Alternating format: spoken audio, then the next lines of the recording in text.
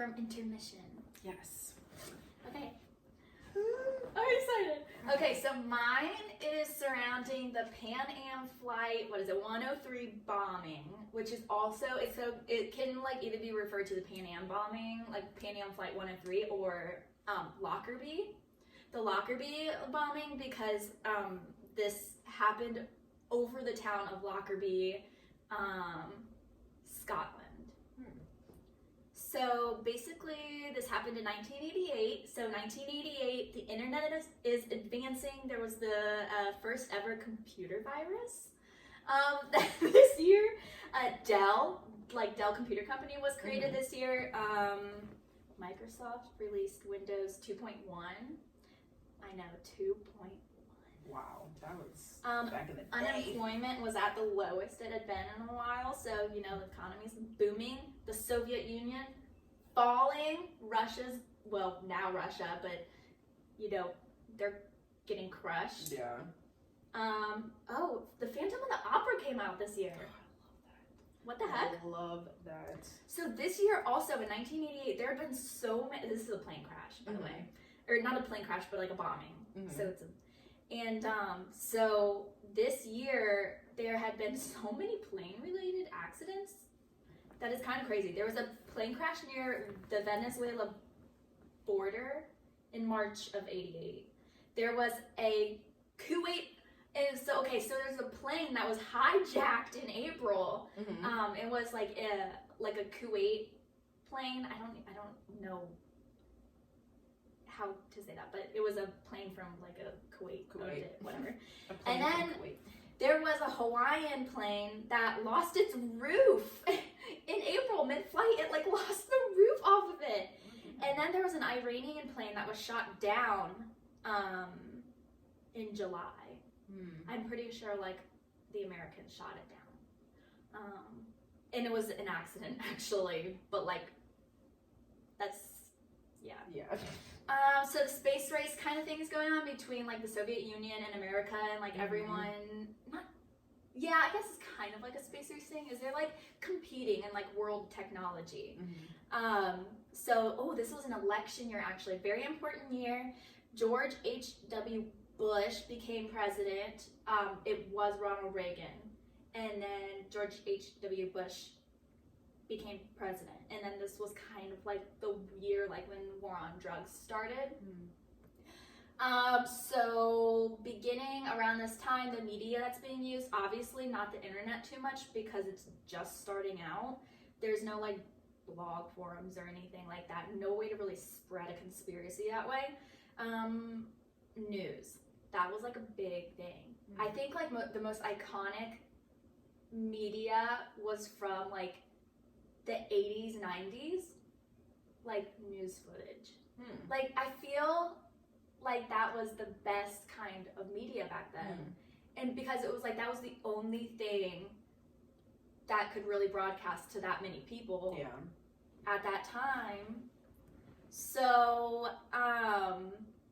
also there was like a bunch of people involved in like the defense team of the people that like are accused or like convicted of this, but like there's one person actually convicted for this crime, only one.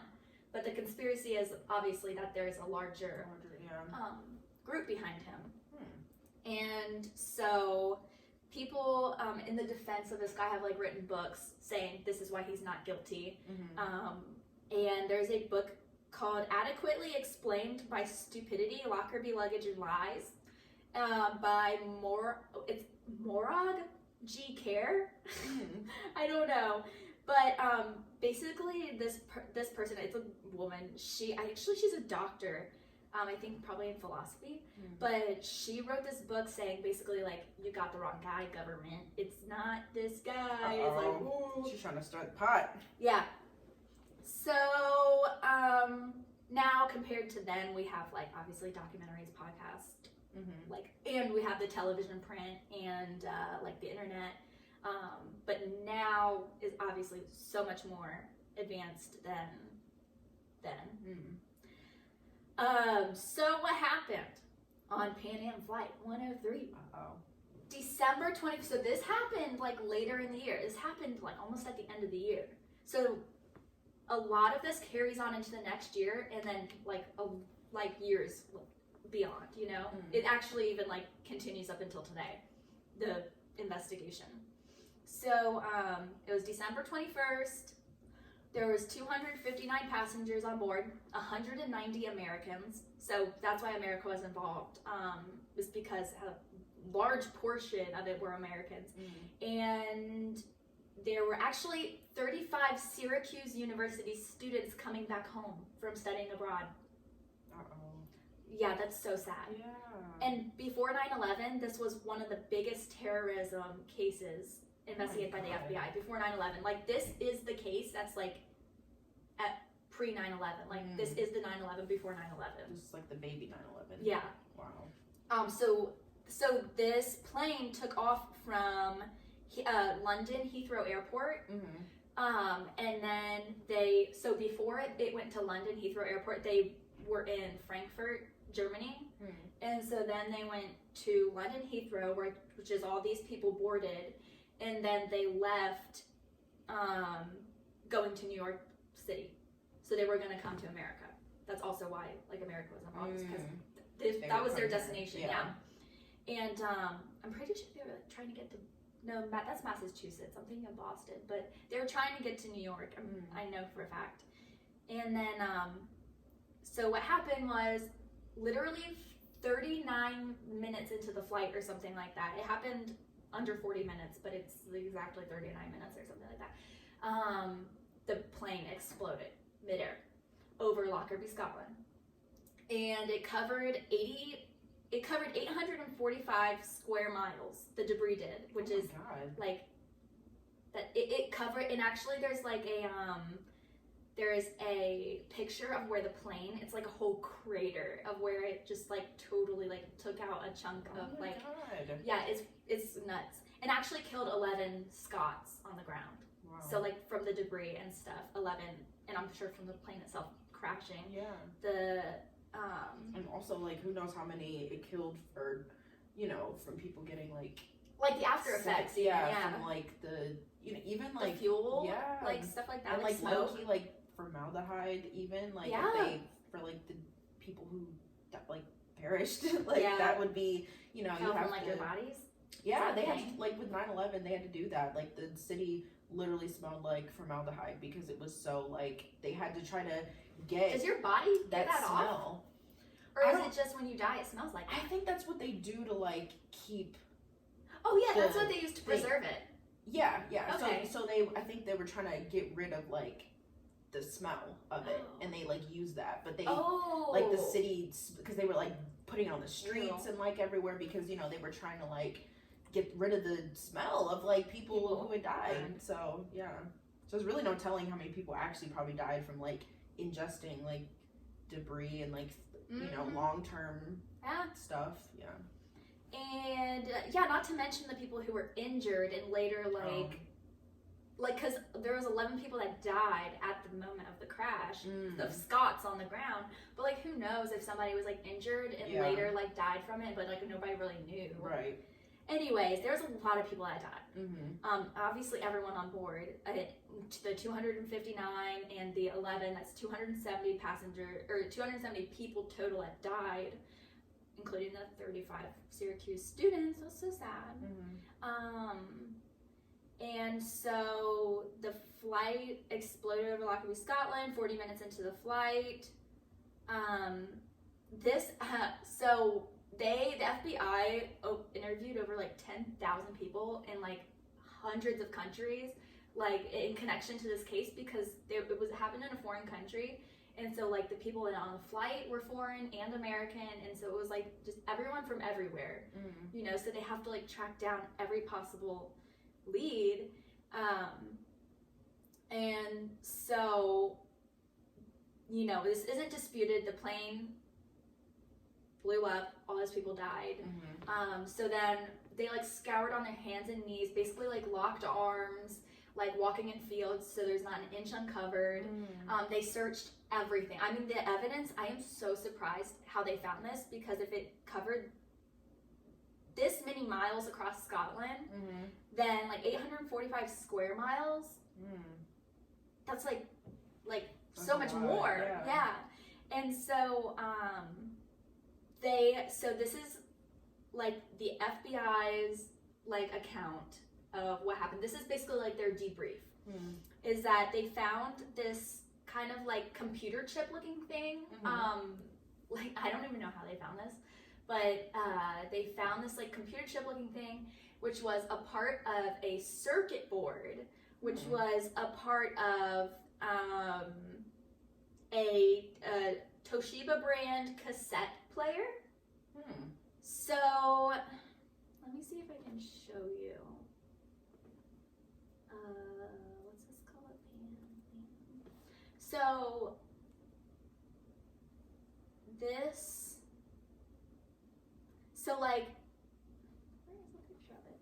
I'm trying to pull up the actual bomb because they have a reconstruction of the bomb. Okay. So it's like something like this. Like the bomb was inside, the bomb was like inside the radio player, like the cassette player. And then, sorry, I don't know if you could even see that. And then so they had a timer on it, and so that's what they found the computer chip kind of circuit board piece to was the timer.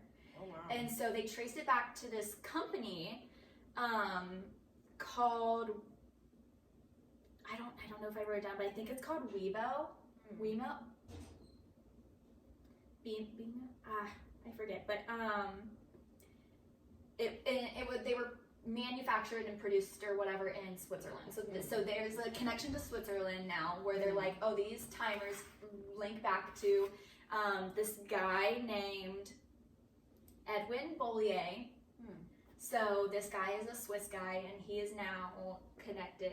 He's like, one of his products was used in the construction of this bomb. So the bomb was put in this radio cassette player thing, and then it was set for, 39 minutes into the flight, and then once they reached like that time, it blew up.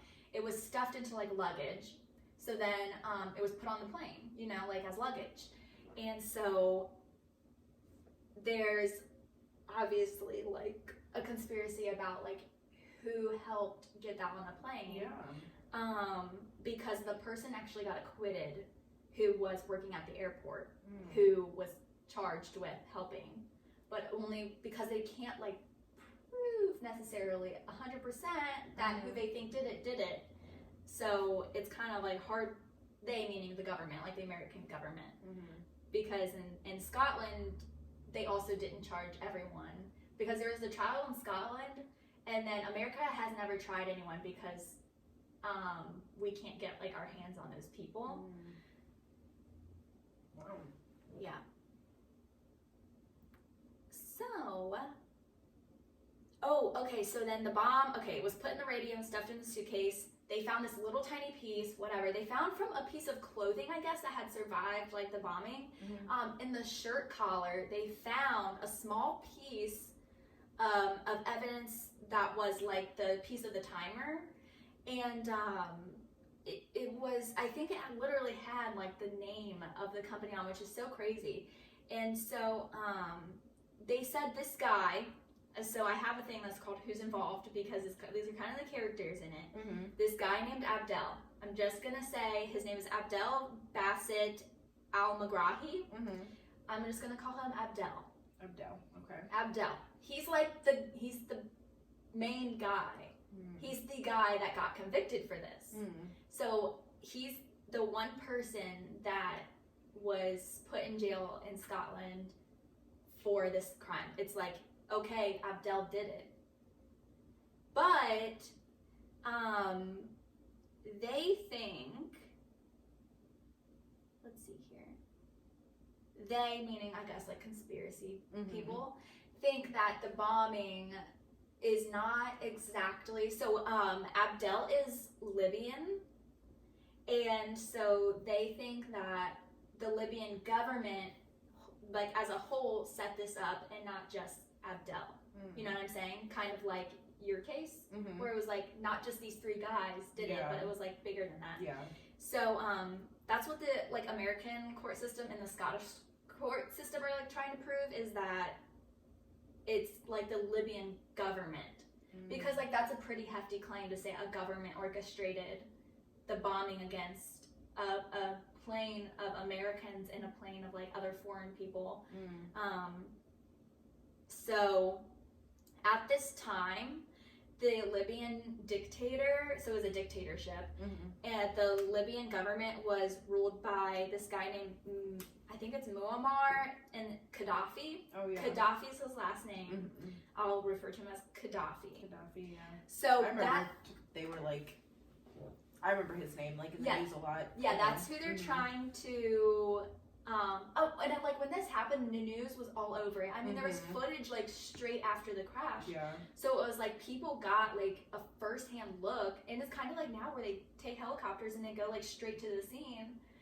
It's like they had like a first-hand look of the destruction, which I think having that view helps shape the conspiracy a little bit, because it gives you like emotion behind it, or like seeing it. Yeah. And the fact that there was 190 Americans on board. Wow, that was a lot. It like hits home. It's like, wow, that could and there have were been students, me or somebody kids. I know. Yeah. And so this is like really the only like hard on evidence they have it from the bomb itself, is like they know that like the kind of type of explosives, but it's like hard because it all blew up. Yeah. And so what they found was a piece of a circuit board to the bomb, and then a piece that belonged to the timer. And so they saw that the circuit board wasn't the same as what was like originally in that radio player. So they knew it had to be like from somewhere else. So they can like see and try and connect that to someone. So that's why it was like a good piece of evidence to have. But this guy Abdel was really the only one like nailed for it, and kind of like is, I mean, there's people that have roles in it, but he's like really supposed to be the mastermind behind it. But really the conspiracy, and honestly like probably the truth, is that it was like the government set it up. Wow. Because Abdel was a part of Libyan intelligence. He was a spy. He was a Libyan spy. And Gaddafi had like, they call these guys like one of Gaddafi's like 5 fingers. So he had like just a tight group of men that were like his spies. And so this guy Abdel was a part of it. And the second guy that worked for the airlines, the Libyan airlines, his name was, oh wait, I don't know if I have his name. Where is it? His last name is Laman. But he was the one that was acquitted, because, and I'm really not going to mention him again, because he was acquitted, even though like he was probably the connection of like how it got on the plane. But I guess there just wasn't enough evidence. But I think that's why like it continues to be a conspiracy, is because there's not enough evidence to like convict these people. Yeah. And because the conspiracy is the Libyan government is like hiding it so well, and they can't tie it back to Gaddafi really. They can't say like the dictator like ordered this and they want to so bad. Yeah. And so they're saying they can tie it to Abdel because there were clothes to fill the suitcase. Like they didn't put any of their stuff in it. They bought like a bunch of new clothes and like stuffed the suitcase with the clothes, and then put the like on top of the radio, so it was like secured in there. And the store owner, so apparently they say the bomb got on the plane in Malta, which is, I know there's so many places involved, but Malta is where Abdel and all them are like located. So they're in Malta. The plane blew up over Lockerbie, Scotland. apparently all their operations are, you know, they're all in, apparently they like rented a, what's it called, office space on the same exact floor as Edwin Bollier, the timer guy. So in Switzerland, they had an office where the actual plan for this was supposedly carried out. And so that's why they're like thinking this Bollier guy knows more. Yeah. Because like, how can you say, oh, I just supplied the timers. They literally just like ordered like hundreds and hundreds of timers from me, right. And they order, and because he works for the Libyan government, in their military weapons and stuff, and so he was supposedly under the impression this was for the military, for the Libyan government. Okay. And so he was like, oh yeah, they're just ordering all these timers for explosives, and like, and the FBI is like, you literally had to have known that like what else are they going to use the timers for? Like, they would have had happen. Something's going to You happen. can't be that oblivious to just thinking that they. Yeah, he just said, oh, I thought that like it was for military purposes, and the FBI's like, you know, like these timers were going to be used eventually. Yeah. Like, but what did you think they were going to be used for? Right. You know, like, so that's why they think this Bollier guy knows more than he actually is letting on, because he like changes his story a little bit, and he goes and says, oh yeah, I recognize that guy. I saw him at this military testing site, and then he goes and says, I never met him, but he always like this mystery guy is referred to as like a really really really dark skinned man, because he is very dark skinned compared to these Middle Eastern guys. I think he's black, but he's like really dark. But that's what they like call him until he's identified. So the guy that's like really really dark skinned, I'll just go through the people that's involved. Abdel is the one that went down for it. This guy Abu Ajila, he is the bomb expert. So this guy, they're saying he, which like probably, but like they're saying that he was the one who had like all the knowledge about like making the bomb and stuff, and he was the mastermind behind like the actual construction of the bomb, because he was actually like in town the week before the bomb went off. So it's funny, in a documentary they were like, anybody who makes the bomb knows you don't carry the bomb with you construct it at the site. So like the fact that he was there a week before it happened, and he's like a bomb guy, and then the bomb goes off, he was obviously there to assemble the bomb. But the thing is, the whole thing is they can't link him like to this crime to Gaddafi. You know, like they can't say this dictator link to it. Even though he was one, you know, he's involved in like the Libyan government and stuff. But then this guy, I'm not gonna say him because he doesn't really come up. So there's also a guy that they're saying could have been the mastermind for it, and his name is Saeed Rashid. So Saeed was a member of the Gaddafi regime. He was like almost like the next closest to Gaddafi, and he's actually maybe the cousin of Abdel. So like the guy who actually went down for it, they're saying like he maybe is cousins with this like Saeed guy, and then Saeed got him to do it. So it may not be Gaddafi exactly. It could be this guy. Like Saeed had a personal vendetta. Then you have, you know, Edwin Bollier. He is the Swiss guy who provided the timers, and so this Saeed guy, he was actually one that made the orders with Gaddafi.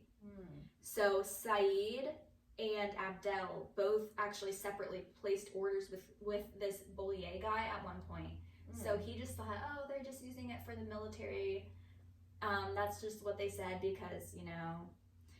So then there's a guy that provided explosives. There's another guy who like placed an order with the timers.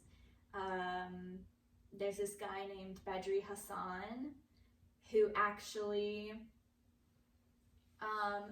so this guy rented the office space in Zurich where, so like this guy Hassan, I think he was in like Zurich the whole time, in Switzerland, and then like these guys were in Malta, and so they this were is like a whole heist, like a whole mission. Yeah, like specialist and bombs and I everything. mean, it really is. So now the conspiracy is that the Libyan government obviously has more, because like during the news, that's all they're broadcasting is like obviously, and they're not really looking into any other theories at this point. And another theory is that it could be the Palestinians, or it could be the Iranian government, and America just didn't want to blame the Iranian government again. They were like, oh my gosh, we can't keep saying it's Iran. Yeah. You know? So they were like, we have to like, we gotta like, come on, like, we need to stop getting in this with Iran, like, you know. So because it could be possible that a Libyan person, like it could be possible that somebody is working like with the Iranians, like the Palestinians. They're saying it could be like a multi-country thing, like a multi-country conspiracy where it's like the Syrians maybe worked in together with them because there was like an American like bombing on them, or like that they're like were trying to get revenge for. So it's like very possible that another country wanted to take like revenge on America. But like as far as like the news goes and everything, during this time, so like the news is like broadcasting because they got this Abdel guy so quick. Of course he's like immediately the face of the crime, and of course he's Libyan. Immediately they connect it to of course it's got to be like, it can't just be this guy, or it can't, you know, it's got to be like the whole government, it's got to be a government conspiracy. And I mean, maybe it was, but like they can't prove that right now. And I'm not like personally saying it wasn't, because like it probably was, and like there are definitely a lot more people that need to go down for it. But I'm saying like there are theorists that think that. And so evidence. The evidence led to Abdel, where he was found guilty in 2001, and then the guy Laman, he was acquitted. The guy who worked at the airport. And then actually, so like in 1981, they were both indicted in the U.S. and Scotland, because like the U.S. and Scotland, they didn't want to give them a chance of like only one trial. They want like to like prosecute them in both countries, because I don't know, double whammy, I guess. They want like justice in both countries. And so and so in 2003, what's interesting is the Libyan government, so Gaddafi basically said, you know, I take responsibility for the actions of my agents. So basically not saying I orchestrated this or whatever, but saying, you know what, like they're my people, they're Libyans, and I'm their ruler, and they did this, and I take responsibility for that. But like, sorry, it wasn't me. And and so the Libyan government actually paid almost $3 billion in reparations to like the families, and like I don't even know. That's a lot of money. Yeah, it is. Especially in 2003. Yeah. Wow. That's a lot. Yeah. And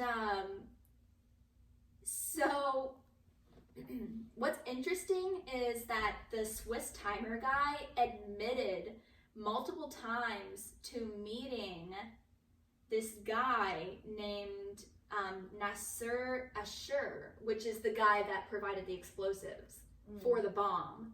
He has admitted to like meeting him multiple times, and it's like Bolia, you didn't know that this man was into like maybe alternative things besides military bombings, right?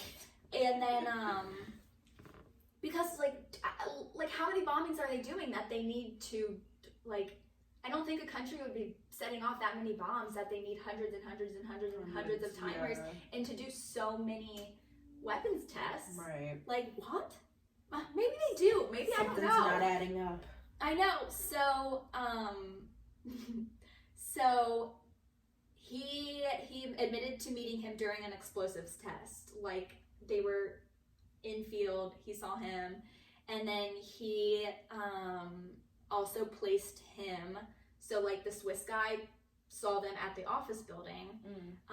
But obviously he's not going to be like, oh yeah, we had offices near each other because we're in cahoots. It was like, they had an office here and I saw them, so they were definitely like doing something shady. Yeah. More so, he's trying to be like a witness instead of like obvious. Like, he's not gonna be like, oh yeah, I knew them. Right. Yeah, I said they literally had offices in the same building on the same floor. They were like just a couple doors down from each other, and Boyer's gonna say you did not know anything about this. Yeah. Like, excuse me. It's hard to believe. I know. And I don't buy that. I mean, even if they're walking down, like, no, you just right. You have to know something's going on. Yeah, and so, they're thinking the FBI, the U.S. government, Scottish government, I don't think like really cares why. I think they don't really have a theory. They just wanted to like get someone for this. You know what I mean? Like, obviously. Right. And so we just have to find somebody responsible. So the U.S. is thinking that this is a revenge for a 1986 bombing. So 2 years before, this could be a bombing from the U.S. on Libya from 2 years before. So that's possible, like, the government's got, you know, like, it could be. Yeah. But also, the guy Saeed, maybe Abdel's cousin, we don't know, he said that he was going to get revenge on the U.S. because of that bombing. And then he was reportedly tied to another bombing in Germany. It's called the La Belle bombing. And he worked with this guy named Eater, who I don't even like him because he did a crime and he totally admits to it, and he totally is like, I did it and it's in my past, but like I'm like a successful guy now, and like I'm trying to help the government. I'm like, you're literally still guilty. He's like still guilty of crimes that he hasn't been like acquitted, like he hasn't, you know what I mean? Like he still needs to be charged with some stuff. Or something, yeah. And like he's just out here. And yeah, it's because he knows the guy Abu Ajila, who was apparently the bomb expert. So it's like he knows him. Yeah. And it's like you're saying you're also not tied to this at all when you were tied with this Saeed guy as well. Yeah. I feel like they're too like linked together for it not to like exactly. I mean, like